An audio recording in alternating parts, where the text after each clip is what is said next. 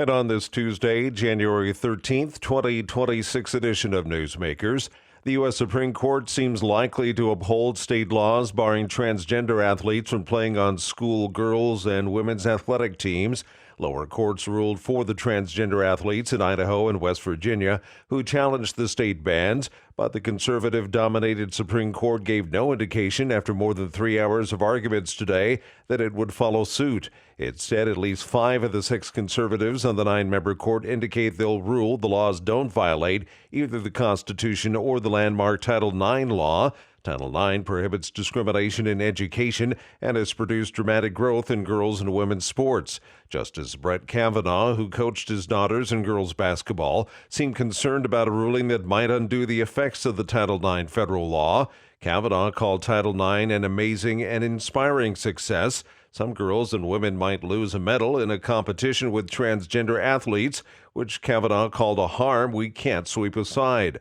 The 3 liberal justices seemed focused on trying to marshal a court majority in support of a narrow ruling that would allow the individual transgender athletes involved in the cases to be allowed to compete.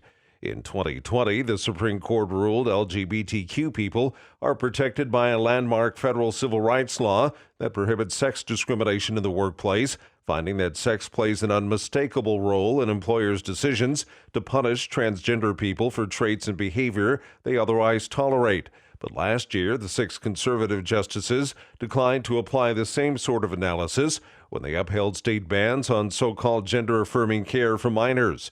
Chief Justice John Roberts signaled today he sees differences between the 2020 case, in which he supported the claims of discrimination, and the current dispute.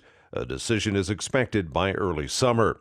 Meanwhile, the public generally is supportive of the limits. An Associated Press Nork Center for Public Affairs research poll conducted in October 2025 found that about 6 in 10 U.S. adults strongly or somewhat favored requiring transgender children and teenagers to only compete on sports teams that match the sex they were assigned at birth, not the gender they identify with, while about 2 in 10 were strongly or somewhat opposed, and about 1/4 did not have an opinion.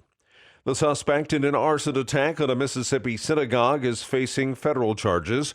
Rory O'Neill reports. 19-year-old Stephen Pittman could get 20 years in prison for allegedly setting fire to the Beth Israel synagogue in Jackson on Saturday. Court records show Pittman confessed, saying he targeted the state's largest synagogue specifically because of its Jewish ties and allegedly referred to it as, quote, the synagogue of Satan.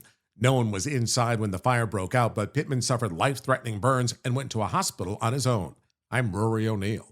A man accused of unleashing dozens of gunshots at Global Vision Bible Church pastor Greg Locke's former Wilson County, Tennessee home has pleaded guilty and been sentenced. Prosecutors say 21-year-old Tyler Poole fired more than 60 rounds at the house in December 2024, even as a child was inside, though no one was hurt. Poole was sentenced to 5 years in prison yesterday.